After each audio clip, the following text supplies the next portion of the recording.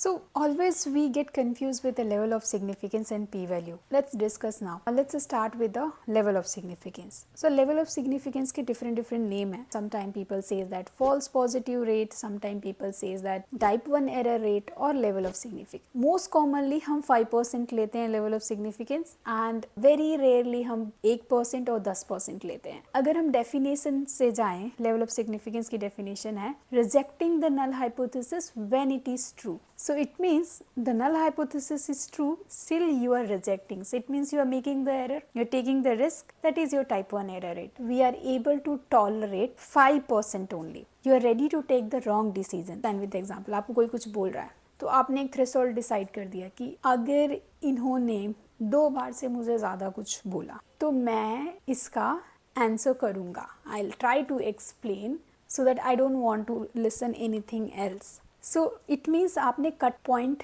Set कर दिया कि मैं 2 बार से ज़्यादा मैं बर्दाश्त नहीं करूँ. ओके, सेम वे में सो आपकी टॉलरेंस लेवल 5%, उससे ज़्यादा नहीं है. That is your level of significance. Now moving towards the p-value. P-value is the probability which you observe from the data by chance when your null hypothesis is true. So इसको चलो example से समझते हैं. So I have coin with me and one side हम tail कहते हैं और another side हम head कहते हैं. The coin is fair. So it means why we say coin is fair? Because I have 50% chance that I will get head or I have 50% chance that I can get tail. 50% chance equal probability that I get head or I can get tail.